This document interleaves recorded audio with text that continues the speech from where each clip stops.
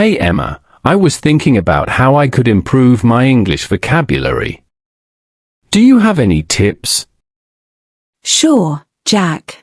One of the best ways to learn new words is to read a lot. Do you read books or articles in English? I do, but sometimes I find it hard to understand some words. That's completely normal. When you come across a new word, try to guess its meaning from the context first.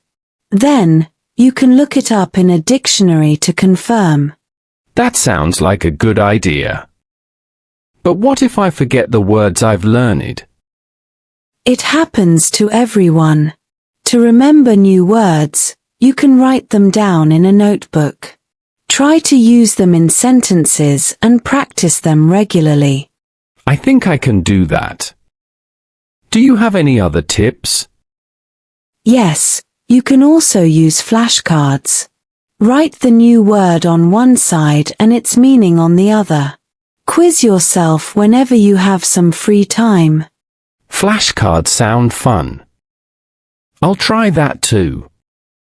Are there any other ways to improve my vocabulary? Definitely. Watching English movies or TV shows with subtitles can help you learn new words and how they are used in everyday conversations. That's a great idea. I enjoy watching movies. Is there anything else I should do? Listening to English podcasts or music can also be helpful. Sometimes, songs have interesting phrases and expressions that you might not find in books. I never thought of that. I listen to music all the time. I'll start paying more attention to the lyrics. Another fun way to learn new words is by playing word games like Scrabble or crossword puzzles. They're entertaining and educational. I've played Scrabble before. It's a lot of fun. I'll try to play it more often. That's the spirit. Also, don't be afraid to ask questions when you don't understand a word. It's a great way to learn. Thanks, Emma. You've given me so many good ideas. I can't wait to start learning more words. You're welcome, Jack. Remember, expanding your vocabulary takes time and practice, but you'll get there. Emma, I was thinking about the flashcards you mentioned. How many words should I try to learn at once? It's best to start with a few words at a time, maybe 5 to 10. Once you're comfortable with those, you can gradually increase the number. That makes sense. Should I focus on any specific types of words? It depends on your needs. You could start with common everyday words, or if you're interested in a particular topic, like sports or technology, you can focus on that vocabulary. I'm really into sports. Maybe I should learn sports-related vocabulary first. That's a great idea. Learning words related to your interests can make the process more enjoyable. Do you play any sports? I play soccer and basketball. Perfect. You could start with words and phrases used in soccer and basketball. For example, terms like goal, dribble, pass, and shoot. I already know some of those, but I'm sure there are many more I don't know. Absolutely. You can also learn terms like referee, penalty, assist, and defense. Try to use these words when talking about the games you play or watch. That's a good idea. I'll make a list of these words and practice using them. Another tip is to read sports articles or watch game commentary in English. This will help you see and hear the vocabulary in context. I'll start doing that. What about learning idioms or phrases? Are they important? Yes, idioms and phrases are very important. They can make your English sound more natural.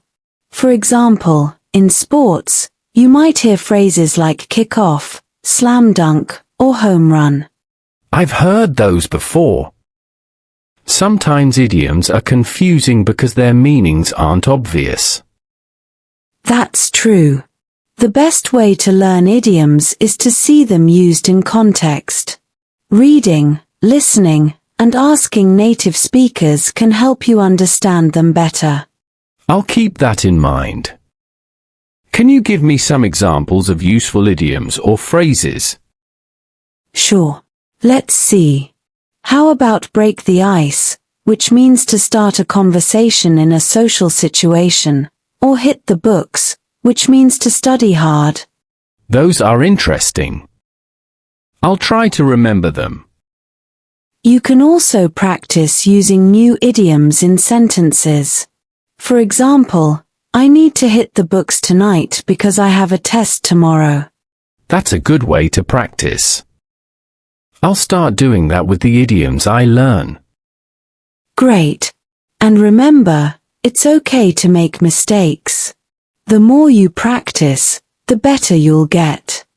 Thanks for all the tips, Emma.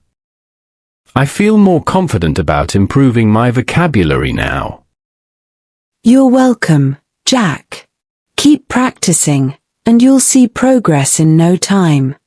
Emma, I was wondering, is it useful to learn synonyms and antonyms? Definitely.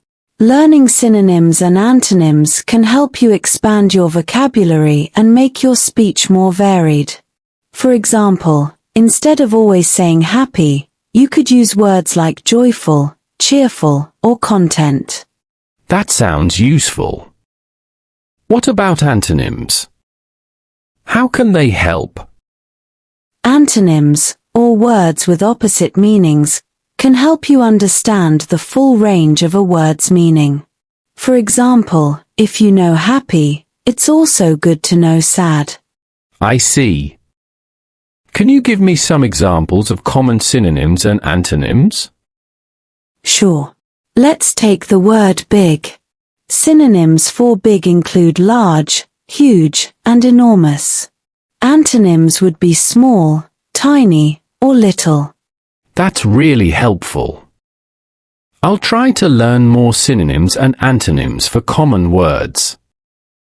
That's a great plan. Another tip is to create word maps or lists of synonyms and antonyms. This can make it easier to remember and visualize the words. I like the idea of word maps. I'll start making them for the words I learn. Also, don't forget to practice speaking and writing. The more you use new words, the more natural they will feel. I'll try to use new words when I talk to my friends or write in my journal. That's perfect. Another way to improve is by joining an English club or conversation group. Speaking with others can give you real-life practice. I didn't know there were English clubs. How do I find one?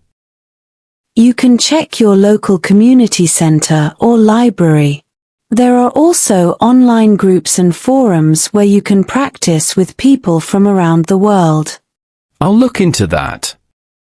Do you have any more tips for learning vocabulary? Yes. Setting specific goals can help you stay motivated. For example, you could aim to learn 5 new words each week. Setting goals sounds like a good idea. It will help me stay on track. Exactly. And celebrate your progress. Reward yourself when you reach your goals, even if it's something small like treating yourself to your favorite snack. I'll definitely do that. It will make learning more fun. Learning should be enjoyable. The more fun you have with it, the more you'll want to keep going. Thanks, Emma. You've given me so many helpful tips. I'm excited to start learning more vocabulary. You're welcome, Jack. Remember, practice and patience are key. You're doing great. Thanks. I'll keep practicing and trying new methods.